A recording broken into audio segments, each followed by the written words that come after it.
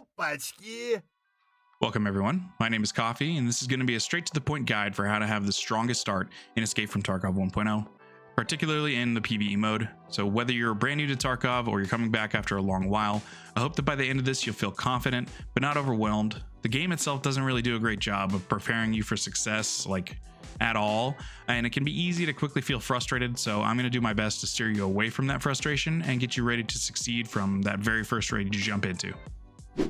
Hello and welcome to How to Start Strong in Escape from Tarkov 1.0, especially if you're playing PvE. This video will also apply to PvP for the most part, but we're just going to cover the basics of if you're a newer player to Tarkov or you've been away for a long time and you're just coming back. This is without giving too much overwhelming information. I just wanted to make a quick little guide to show off the basics, what to focus on, what to let slide by the wayside, and how to have the best absolute possible start at Tarkov 1.0 launch. So obviously we've got two factions to choose from here to start with. You've got the USEC, which is the more Western type of character, speaking mostly English, and then you've also got the Bear option, which is more of a Russian, Eastern European faction. The primary differences between the two is that Bears, as expected, would have a more Eastern European set of gear, like AKs and Ratnik gear, those kind of things, versus USEC start with M4, more Western type of weapons. And they've got different character facial customizations between the two of them, and they've got different clothing customizations. The only other major difference between USEC and Bear is that on the map Lighthouse, USECs are more naturally initially friendly to the rogue enemy AI that spawns on the map at the water treatment plant, versus Bears are automatically the enemy, and the rogues will automatically aggro against you. So that's really the only primary difference between the two of them. If you're brand new to Tarkov, I would recommend just going USEC. That way, when you have to go to the lighthouse for the tasks on that map, you're not adding an extra layer of enemy hostility to yourself. So we'll just start with USEC and we'll go from there. Here's your character customization options, the various different faces to choose from, voices. Scav here? No way. All right, so we got Bear, and now What do we got here? So choose whatever you want, whatever suits your fancy. So there's your customization options to choose from right there. And there's Blackburn, there's that guy. These guys are just odd. Anyways, next. All right, now we have the Bear customization options. Again, just a bunch of faces. Choose whatever you like.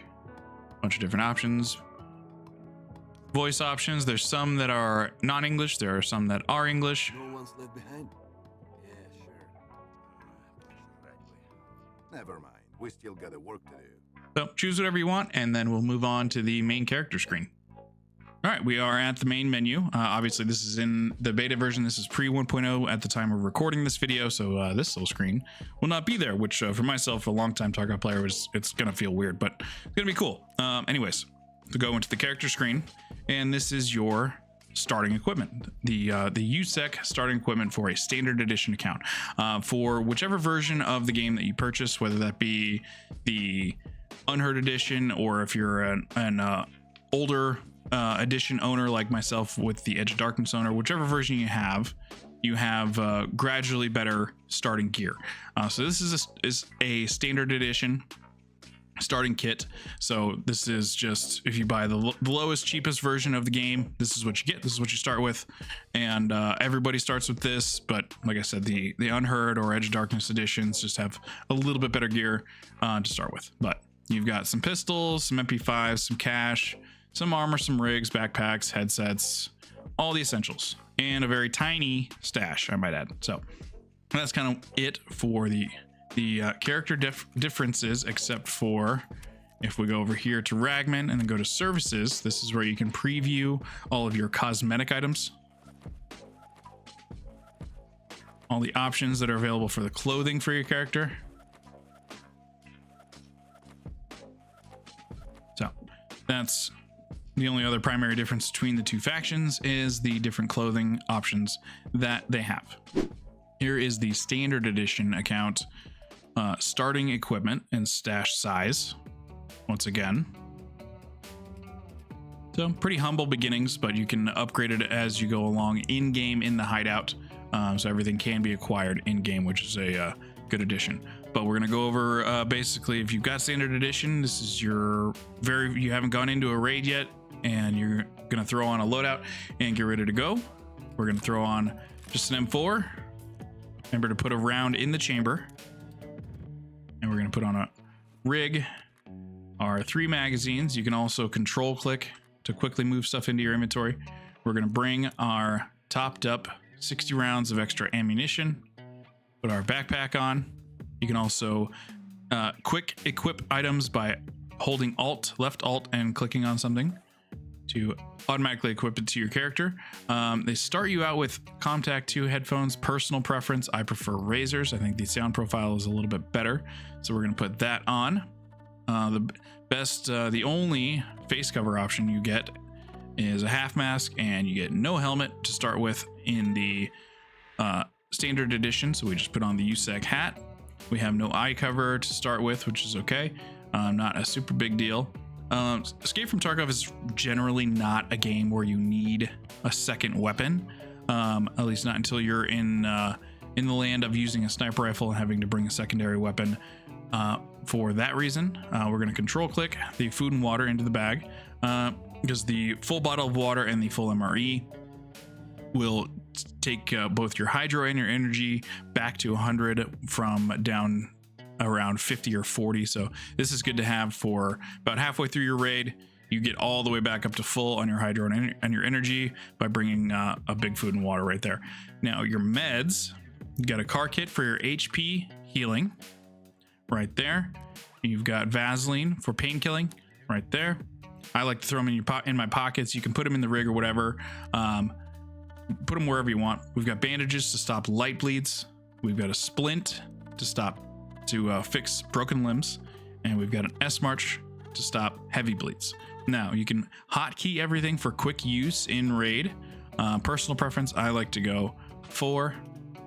And where's my S march?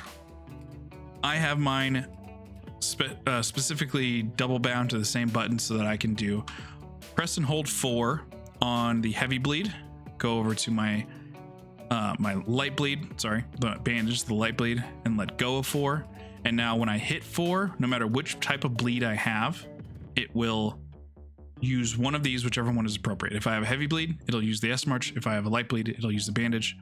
And then we go over here and we hit 5 for my HP heals, so that when I get shot, if I've got a bleed, I can stop my bleed without having to waste any of my car kit, Salewa, AFAC, IFAC, whatever HP heal item that you're using.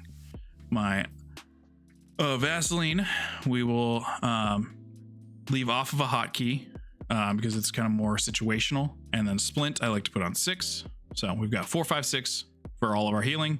We've got our magazines, we've got our armor, our headphones to be able to hear more efficiently, our ammo in our alpha pouch, magazines, gun with a round in the chamber, iron sights because that's the best we got for right now, and we are just about good to go. Here is the standard edition bear starting equipment and stash. So mostly the same, just different pistol, different SMG, AK instead of the M4. Same meds, same starting hideout items. All those things are pretty much the same. So we'll put on a starting kit for the bear pretty much the same way. We'll do the PACA and the GSSH headphones or the Contact 2s, personal preference. It's up to you which sound profile you like better. Personally, I prefer the GSSH. They're a little bit, they're pretty loud, but I feel like you can still hear a little bit more clearly than the Contact 2s. So that's just, again, personal preference. We throw the AK on, we put the Triton on and the backpack. We grab our magazines. 545 BP at the time of this recording is arguably the best ammo for 545 in the game. So you can bring that if you want. But for your first couple of raids, I would recommend just bringing the PS ammo. That's going to put down scavs just fine. You don't need anything crazy. So we'll put 1 round in the chamber, top it up, put the rest of the ammo in the alpha container. And same med setup. We grab the car kit, we grab a splint, we grab our S-March and our bandage and our Vaseline, get our water and food, and we got Iskra instead of an MRE. It's just a different version of an Iskra. Basically does just about the same energy, but yeah, you can let your energy with the Iskra get all the way down to 80 and you'll still bump it all the way back up to 100. So Iskras are pretty great, and they're not too hard to find, so whenever you see an Iskra, just grab it. We also need our hat, and we do not have any kind of a face cover with Bear, so we go naked guy face. That's fine, you know, just like this. So but that's basically it. We set up our meds again. We're hotkeyed. We've got ammo, we've got magazines. You can bring a grenade or two if you want. I don't think it's a big deal early in the game to bring grenades, but to each their own. Bring them if you want to. They're fun. You blow stuff up. That's cool. Otherwise, that as a bear with standard edition, you're good to go. All right, and just because I thought it would be worth mentioning real quick, if you get the full highest tier version of the game, which is called the Unheard of edition, you get a different background screen as well as some different starting gear. So this is a USEC starting gear. We're just going to unequip all this by just holding control, left control, and just clicking all of it off, and including that. So we've got, first thing you'll notice is we have a bigger secure pouch. We have the gamma container, a little bit more money to start with, and for the most part, all that same standard edition gear plus some extras. So we've got a sniper rifle, we've got a shotgun, some more armors and helmets and ammos. So you get a considerable bit more, and these cases you only get with the Unheard edition. So if you want to start with a junk box to put random barter items that you find in raid, you can put those in there. Weapons, obviously for guns, ammo, obviously for ammo, and then you've got a couple extra backpacks. You get a fancy Unheard edition armband that you can equip, fancy M48 kukri, fancy knife, so you have a different melee just cuz, and my personal favorite, you get to start with either the 5.56 MK16 fully kitted with a suppressor and flashlight and everything, or you have a basic 5.56 MDR that you can throw a few bits and bobs onto and make pretty decent as well. So personally, if you're gonna, you can run whatever you want to start with, whether you're the kind of person that wants to, you're worried about dying a lot and you want to run just like a pistol or something, that's fine. But personally, I prefer to run the best gear I can early, because it's going to save my bacon more often than it's going to hinder me, or I'm going to lose gear or anything like that. So personally, I like to just throw on the best of everything I got. So we'll bring 8.56A1 ammo, because that is better than the 8.55 ammo by just a little bit. And as far as gear, we're going to put on this ABS rig because it is heavy, but you have a ton of inventory space and it is level 4 coverage. So it's good to start with for just taking on scavs and lower level stuff. Headphones, again, personal preference, whatever you like to use for whatever sound profile you prefer. I like to use the Razer. We'll put on a day pack. We'll put on the TC 2002 helmet so that it's not bright blue, and it's also, I think these helmets are, yeah, these are level 3 versus the TC 2002 is level 4 with a high ricochet chance. So this is a very good helmet to use early game. We have the Cold Fear balaclava. We'll throw that on just so we have a face cover. Face covers in PvE, not very important because the AI doesn't care if they can see your face clearly. But in PvP, I always recommend wearing a face cover because without it, that's a big target right there. Your big white guy face, that's a big target. So just for what that's worth. Glasses, you can put them on, but they do 10% protection against flashbang. Kind of 6 half a dozen another, whether or not you want to wear them or if they do anything, but we'll put them on just because. So we've got that. We need our magazines. We'll bring a couple grenades just because. We'll bring 2 short fuse grenades. I like to throw them in the rig. Doesn't really matter where you put them, just personal preference. And then we need meds. So we have, actually, let's grab food and water. We have a lot more med options to choose from. So we have an AFAC, which is HP heals. It'll also stop light bleeds or heavy bleeds at the cost of a significant amount of points out of the 400 that it comes with. So it's just a much improved version of the car first aid kit, basically. Or you also have the Grizzly medical kit, which will stop heavy bleeds, light bleeds, and remove fractures. So you can bring this if you want to be able to have one item to stop all bleeds and fix broken limbs at the cost of it is pretty slow to do the healing. So that's personal preference. And with the AVS kit, you can put it right there and you can hotkey it. You've got one button for all of your heals. So if you're a brand new Tarkov player and you want something that's the easiest thing that you can do, I'd recommend the Grizzly kit. If you're a Tarkov veteran, you probably already have your own personal preferences, but myself, I like to run the AFAC. I like to run the Alu Splint, which is just the same as the regular Splint, but you just get 5 uses. I like to run the Bandage for the 2 light bleed stops, and the Calic B Hemostatic Applicator. This is a heavy bleed stop that has 3 uses. So we set up our double key again, 4, 4, we go 6, and we go 5. For our HP heals, and that way I've got 2 light bleed stops, I've got 3 heavy bleed stops, I can fix 6 broken limbs, and I've got AFAC for HP heals in my but I will also bring a CMS kit, which will fix a blacked limb. So if you get a limb that goes completely black and you can't HP heal it until you surgically repair it, that's what a CMS kit is for, or a serve kit, but we don't have a serve kit, so we'll just run CMS.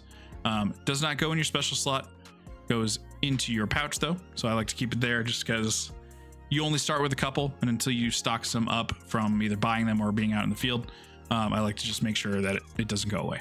It's a little bit harder to find than the other meds, so we've got all of that right there, good to go. We need painkiller, so we have our Vaseline just in case. You can bring extra meds if you want. It's not a super big deal. Personally, I like to bring a Propital just to have one in case I need, if I'm in a big firefight and I need something to start regenerating hit points and give me a little bit of a painkiller effect. Propital does both of those in one, so it's a quick jab.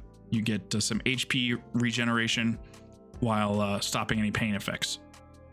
So right there for an ideal starting kit, if you have the Unheard edition, this is what I personally like to go with.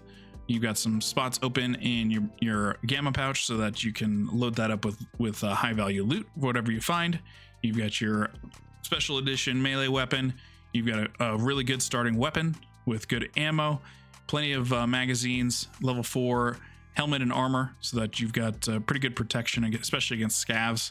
And pretty much this kit is going to take you pretty far in the low levels of the game. So this is a great way to go. All right, and the next thing we need to cover really quick is it's again another kind of personal preference thing about whether or not you want to insure gear when you go into a raid, so that if you potentially die, that you can potentially get that gear back through the insurance system in the game. Personally, I think I tend to lean towards, if you are going to bring a really good kit or the best kit that you have, if you're going to bring your best gear, go ahead and insure it. Because especially if you're playing PvE, if you're solo, if you die, it's all but a guarantee that you're going to get that gear back. If you're on PvP, there's a chance you might get it back. If you die to a player, probably not, but 6 one, half a dozen another. Maybe you get lucky and you get something back. Either way, I think for the minor cost to insure it, for how quickly you're going to make the money back, I think it's worth it for trying to get pieces, if not a whole good kit back. So like this Unheard edition starting kit that we just went over costs roughly 70,000 rubles to insure. And since we're on PvE mode right now, if I die when I'm solo, it closes the raid, which guarantees I'm going to get all of this back. So there's, on the PvE side, that reduces the risk. On PvP, it's a toss-up. You never know what you're going to get back, if anything. So that's what I like to do. If you don't want to run your best kit, if you want to run like a Mosin and a pistol, just something cheapy, whether you're on PvE or PvP, in that case, my personal recommendation is to not bother wasting the money to insure, just because that's easy stuff to reacquire if you lose it. But either way, that's your choice on what you want to do. All right, next up, we want to go over the first maps that you want to head out to. This is going to be entirely subject to change because I'm recording this prior to 1.0 being released. But as of right now in the game, you can select your character, your PMC, and you have the choice of whatever map you want to go to. They're all open, they're all accessible, and you have your daytime or your nighttime option.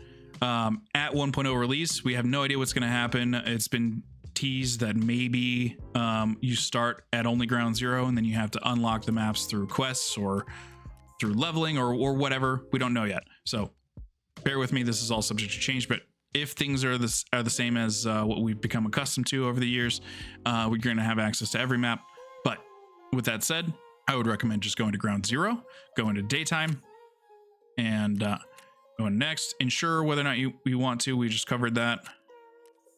And launch into the game. So ground zero is where you're going to have all of your very beginner initial tasks. Like here, we'll go to Prapper. You've got shooting cans. You hit accept. Got to locate the machine gun and the grenade launcher and kill 5 of any target on ground zero. So pretty straightforward. You go to therapist, hit accept. First in line, we've got to locate the Emercom station, which is what's pictured here, and hand over any 3 medicine items that you find in raid. So that's bandages, HP heal items, splints, any medical items. They'll have a gold check mark on them if they're the right type of medical item. So you just need 3 of those. Get out, you survive with them, you turn them into her. Skier, burning rubber, pretty straightforward. Use the paid vehicle extraction on ground zero. He gives you 5,000 rubles. It costs, I think, just a little bit less than 5,000 rubles. For your first ride in the car, so he gives you the money to pay for it. So you just take that cash and you put that into your gamma container or your alpha container or whatever, your secure container, and you've got the cash ready to go for you if you decide to go take the car, extract, and complete that task. Go to mechanic. We've got saving the mole. Accept that. This one's a little bit more complicated. I've got a guide video for this up on my YouTube channel under the Tarkov Task Guides playlist that covers every step of this, but you have to locate the USEC PMC group at the parking lot and then the lab scientist inside ground zero. And then once you locate the lab scientist, you'll have to grab a key off of his body, take that upstairs and go into a room that key unlocks and grab a hard drive and then survive with that hard drive. So that task is a little bit more involved, but that's the task that you start with. So ground zero is always going to be, assuming that this stays the same for 1.0, ground zero is the map you'd absolutely want to start with. If all of that changes at 1.0, which it very well might, I'll make an updated version of this video and we'll go over what map to start with. Now we've got our full kit on and we're loading into ground zero to begin our starting tasks. So here we are on ground zero. I'll just go over some basic landmarks to know for your starting tasks and just general where you're at area. So we've got the Nakatani building right there. There's an exfil at the basement of that building, the Nakatani basement stairs. Here's the Capital Insight building. The AGS that you need for one of your tasks is right there on the 2nd floor. We'll head down the main street here. And here on the right is the Tar Bank Empire building, where there's a couple of your beginning tasks. And right on the 2nd floor there is the Utios machine gun that you need to find for one of your tasks. There's the Olive restaurant that you need for a later task. Come down here to the middle of the road. Straight down this lane here is the car exfil, which you need for the burning rubber task. The Terror Group building is right back here, which you need for the scientist body and the PMC group. And the 2nd floor building that you need for the other part of that task to grab the hard drive is right up there. You just go inside, go up the stairs. Over here is the wine building, which is again for a later task that you'll need. And then straight down the ramp on the right side there, all the way at the end, near the blue train car, is the Mira green flare extract. The dead body that's right next to it has a static spawn, 100% spawn for the green flare that you need to be able to pop to take that extract. And then continuing down the road here, all the way down here at Unity Credit Bank, those tents back there, that is the Emercom station, medical supply station, and there's an exfil there as well. So that covers ground zero for just your starting areas and general landmarks. You're going to spend a decent amount of time on this map to begin with, for the various tasks you have to complete on this map, as well as this map has a plethora of tech supply spawns, food spawns, medical spawns. A lot of the things that you need early game you can just find on this map. So scour this map, run it a whole bunch, get used to it, and you're gonna have a lot of success just finding a lot of the things that you need early on this map. Once you've completed all of your ground zero starting tasks, you'll have a few more initial tasks, low-level tasks to complete on woods as well as on customs. The first one to prioritize, in my opinion, would be to go here to woods, find this plane, which I have a guide again on this video as well, or you can just reference the Tarkov Wikipedia or a map of woods. But you want to find this plane, come to this little shack right here, and you're going to have a little letter that's going to be on the ground right there. You're going to grab it, you survive with it, and you get that task from Mechanic, but by completing it, you unlock the trader Jaeger, which is pretty important. He has a plethora of good gear that you unlock as you go along. Once you've gotten the letter and you've unlocked Jaeger, it's time to move on to customs, where you'll have some early level tasks, and you can find just about anything you could possibly need for your hideout or for other future tasks or just valuable items. You've got a couple of locked rooms over there. You've got various weapon parts and things that can spawn in these lockers. Directly across by this big truck, you have a couple of spawns for tools. Sorry, as I check my chamber. Tools on the shelves, ammo on the shelf right there. And then always check both sides up top. Got a door there and a door up here. Both sides can have all sorts of good items. Like this side, the streamer side or green screen side, has one PC, can have up to 2 PCs, as well as floor loot for tech items. I've even found GPUs and other high valuable things right there on the floor or on the desk here. So that's always good to check. Various tools and whatnot back here. Let's check all the shelves, all the countertops. Same thing back here in this room. Toolboxes, tool shelves, and there's also a potential for a med bag to spawn right there, a toolbox to spawn right there, so always check there. We run across the other side.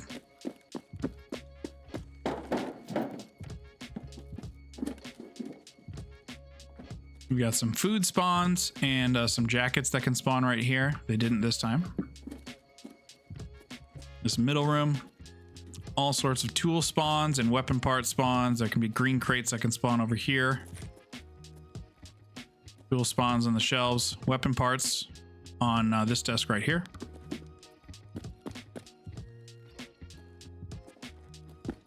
And then this last room here, there can be food spawns and valuable spawns on the bed right here, like gold valuables and stuff right there. There can also be a roller watch, gold watch, that can spawn on this mannequin's wrist, and other valuable loot spawns that can spawn directly behind this barrel. So it's another quick, easy spot to check. And then you can come right back down these stairs,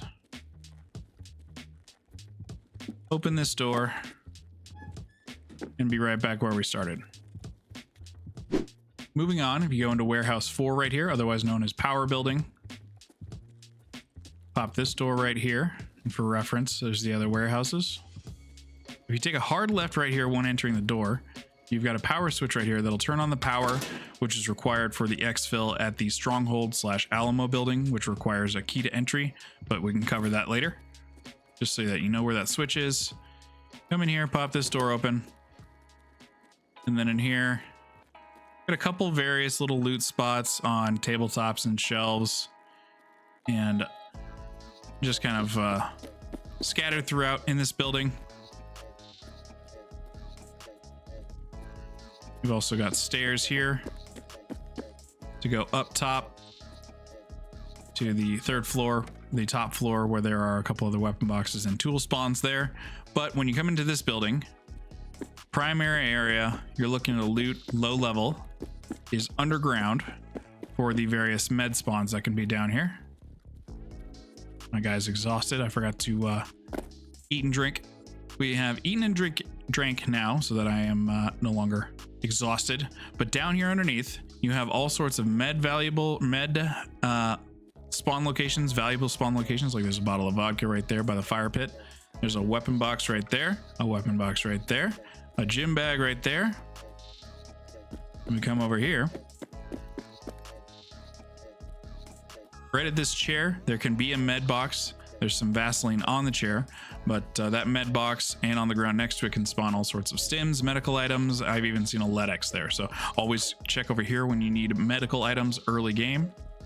So when you come into Warehouse 4, the power building, always check underground for those medical items early game.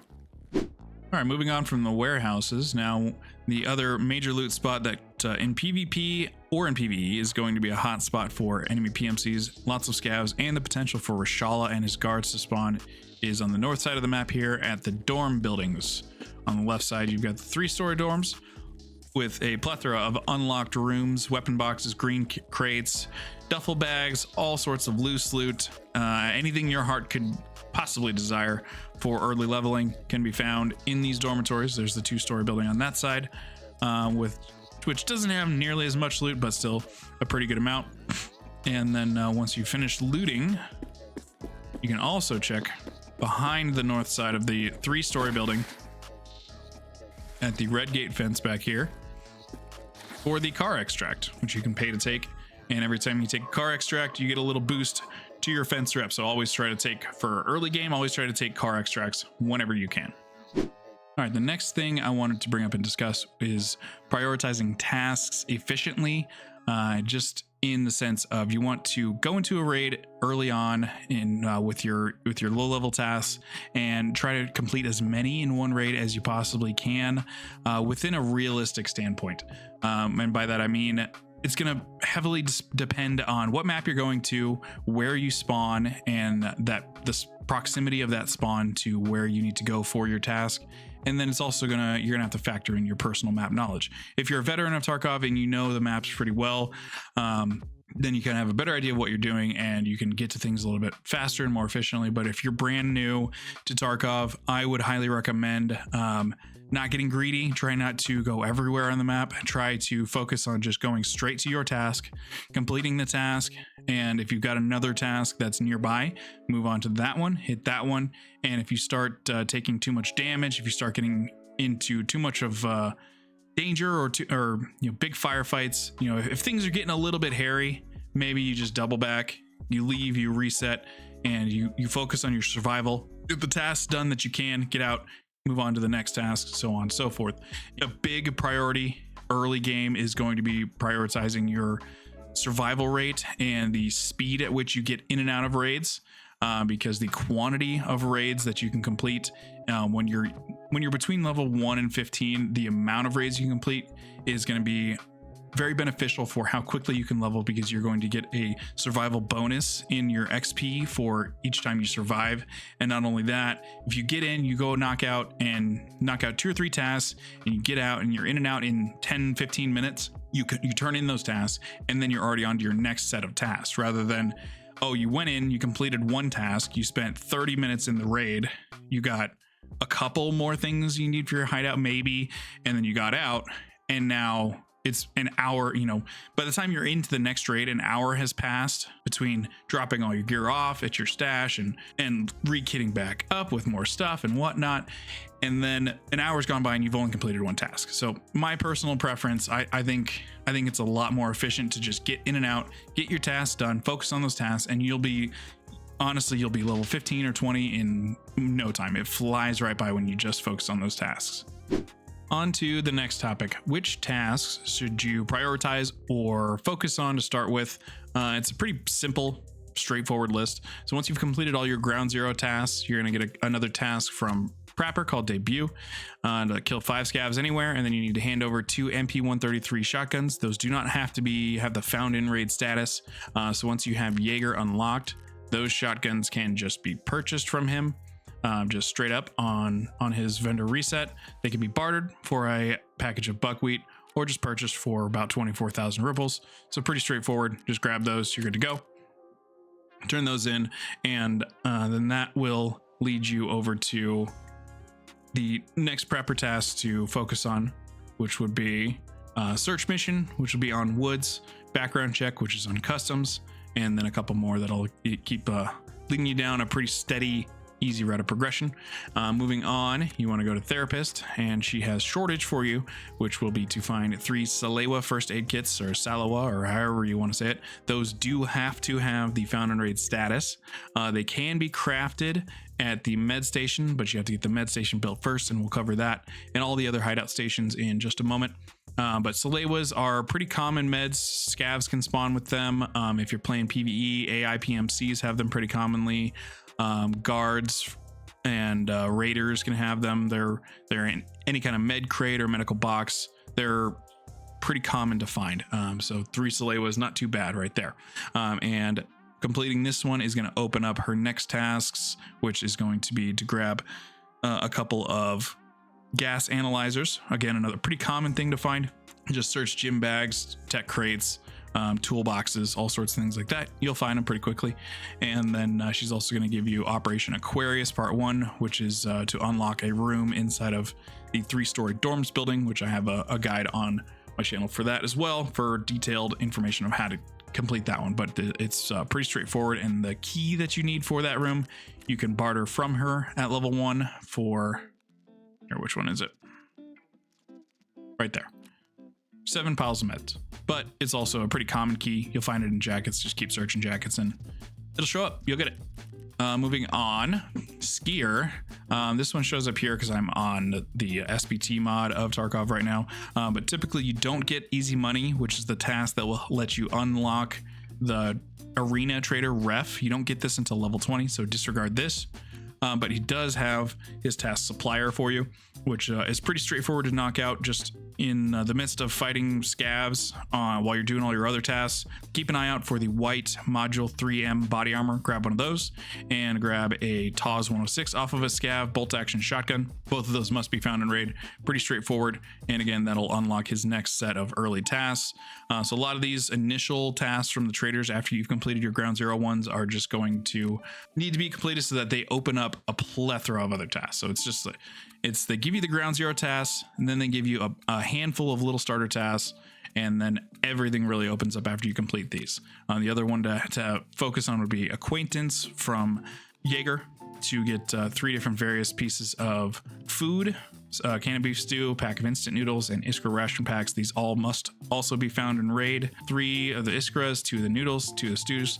Just check all sorts of scab bodies, check food crates, ration crates, anything like that. Anywhere food can spawn. These are pretty common. You'll find those, no problem. Turn those in, and then he's going to open up a ton more tasks again for you to get really going. But these initial ones to focus after your ground zero ones are what's going to really open up the game and open up a good steady pipeline of XP for you.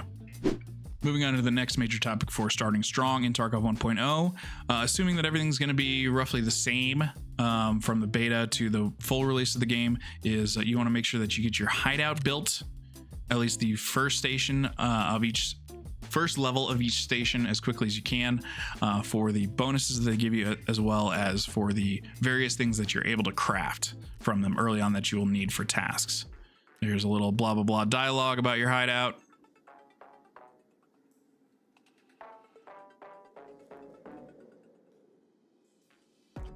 It's a lot longer than I remember. There you go. Cool. Right out of the gate, they give you the stuff to be able to make your vents, or actually I think it only costs money. Yeah, vents just cost money to construct, and it's instant. So we do that one right out of the gate. Boom. Vents is done. That's what you need for level 2. So you don't need any level requirements or vendor requirements like you need for some of the other stations. For level 2 vents, you just need items. A couple of metal parts, some CPU fans, a car battery, and a motor. Takes 3 hours, and you can get vents to level 2 pretty early on. Next would be your security station. You need 20,000 rubles, and you need 1 measuring tape. Next up would be illumination. You need 10,000 rubles and 1 cricket lighter. And before we go any further with the other stations, I want to point out one thing that is pretty helpful for all of that is in your character screen. If you go up to the tab that says tasks, you can click that. Go over here to the right side and click notes and add note, and you can make your own hideout shopping list rather than having to open a notepad on your computer or write it down in a physical journal or something, you can just write down in-game need stuff, save it, and you can access it at any time, make a new note, edit it, boom. You have your own little shopping list that you can go off of that you cannot view in raid, unfortunately, but at least when you're going through your stash management, you have that as an option. So moving on, we have the workbench. Level 1 requires 2 nuts, 2 bolts, and 1 Leatherman handy tool. The Leatherman handy tool, if you go to filter by item after right clicking it, you can buy it right out of the gate, right from level 1 from mechanic. So that one you don't need to worry about finding in raid. The nuts and bolts do need to be found in raid, or I'm sorry, not found in raid, but you do need to acquire them otherwise, whether that be finding them in raid or purchasing them off the market, whatever you need. Because as of the last update before 1.0, these items did not require found in raid status. That is subject to change at 1.0 release. You might have to have found in raid status on hideout upgrade items. You might not. We don't know yet. So either way, moving on. Lavatory. Lavatory, your pooper requires 2,000 rubles, a roll of doo-doo paper, toothpaste, soap, and an awl. So one of each of those, and that'll also be, I believe, an instant construct, and you're good to go on that one. Next is your med station. Med station is 50,000 rubles, 1 syringe, 1 pile of meds, 2 aseptic bandages, those are the single-use bandages, and 1 bottle of vitamins. And then you'll be good to go on that one. This helps your out of raid health regenerate increase, and this is also med station level 1 is where you can craft Salewas in case you're having any trouble finding Salewas in raid. Get this built and you can just make them. You can make them yourself. And then we have the rest space up here. Requires 1 box of classic matches, 1 roll of duct tape, and 10,000 rubles. And then you have the heating, 25,000 rubles, and 2 classic matches. So you can use that to just go through each little station here, build your little shopping list with that little notes tool that I just showed you. And then that way you can have a general idea of when you're out in raid of what you need to keep an eye out for which station you're focusing on trying to upgrade. And from there, you'll increase. Eventually, you'll get to build a generator right here. You can see all the different options for things that aren't shown up in the actual hideout right here. Along the bottom, there's a booze generator, there's a Bitcoin farm, there's an Intel center, there's a generator, so on and so forth. So you have all sorts of cool options. Air filtering unit, all sorts of things with their various individual upgrades and everything. I'll probably make a guide video later on of a full hideout breakdown and everything. That yeah, that's the basics for right now. For what you need is just try to get everything up to level 1 and you should be good to go early on. All right, moving on. One of the other big things to take advantage of early is do not forget to show your scav some love. This guy can spawn in with just about anything. You get a general visual preview right here, but if you actually click in and choose a map, and we'll just say customs, daytime, jump right in, and you hit ready with your scav. Once it loads in here, you can click the little eyeball, and it'll tell you what your scav is going to spawn in with. So I know, ooh, I'm going to have a flash drive. That's going to be found in raid. I know I need that for a later task. I got a few rubles, some cigarettes, which I don't need, but boom, there's one of my Salewas for one of my early tasks, a key for the health resort, which is on Shoreline. So you get a little idea right here of what you're going to spawn with. And like for me personally, if this was live, just having the flash drive and the Salewa, as soon as I spawn in, I'm going to run this guy straight to an extract and get out with those safe. If I didn't have those things, if I wasn't spawning in with any task items, the other huge advantage of running your scav is for basically having no risk, all reward of just running directly at PMCs, whether you're in PvE or PvP, just run right at them. If you get the kill, you get a complete come up. You get a shitty free kit off your scav that you can just dump, take all of that PMC's gear, become him, and away you go.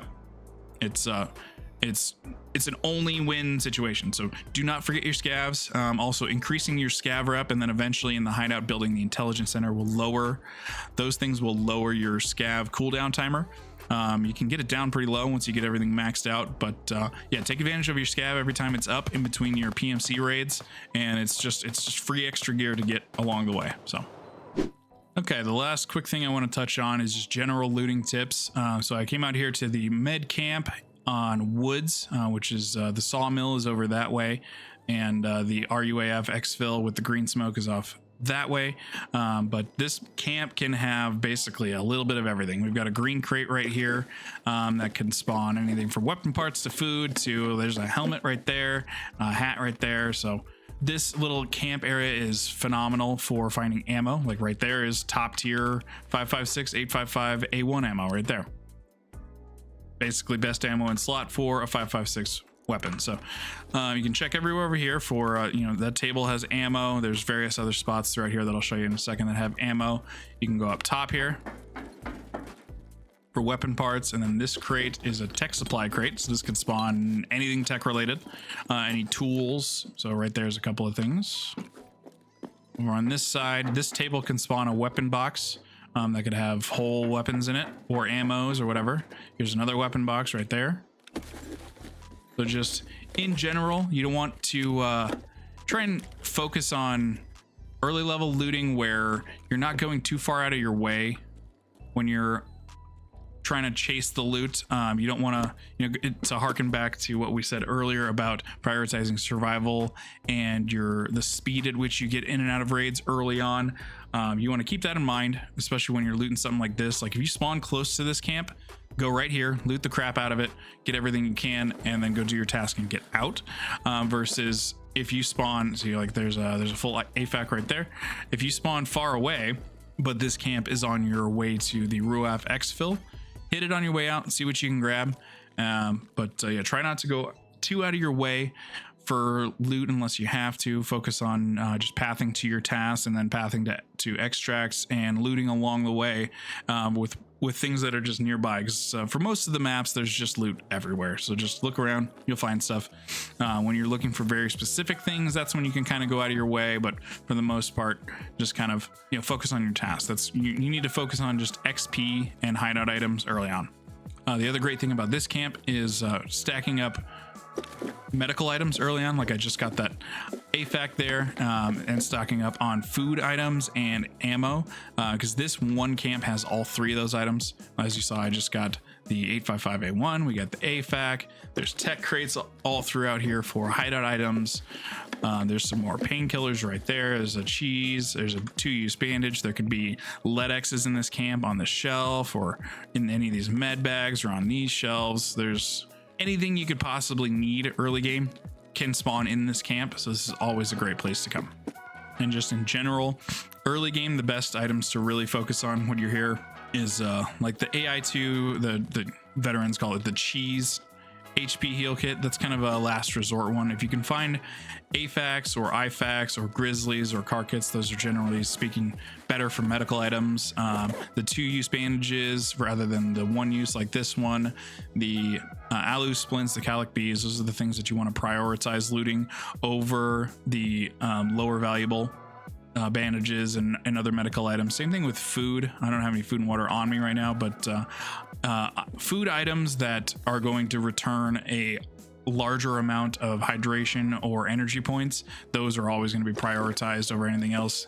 And then ammos, depending on what caliber of ammo you're wanting to use or what's just most abundant. Early game, I like to recommend focusing on just weapons and ammos that are in calibers of guns that you can buy from vendors. So 9mm, 5.56, 5.45, maybe a little bit of 7.62 by 39 for AKs, focusing on those things, and then the good ammos for those. Like for 5.56, the 5.5A1 ammo is best in slot. The one that I have on me right now is the 8.56A1, which would be the next step down from 8.55A1. 5.45 ammo, you're looking for BP, PP, PS, anything higher tier than that, you're looking at like PPBS or 7N40, which those are going to be pretty rare, but if you find them, cool.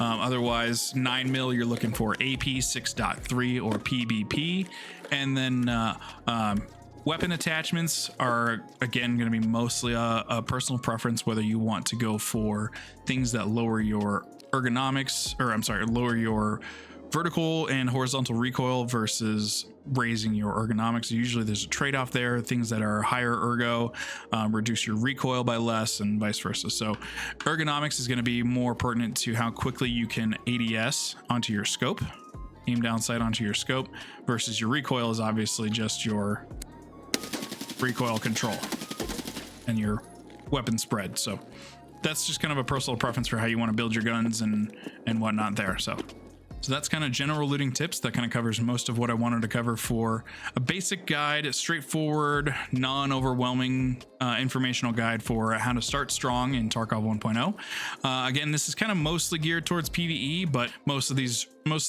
tips also apply to PvP. So whichever mode you're playing, or if you're playing both, good luck out there. That just about covers all the basics you'll need to succeed in the beginning of your Tarkov 1.0 journey. Thank you so much for watching, and I hope it helped. This game can be brutal, painful, and simultaneously give you an insane adrenaline rush. There's a steep learning curve, and every single raid will feel different.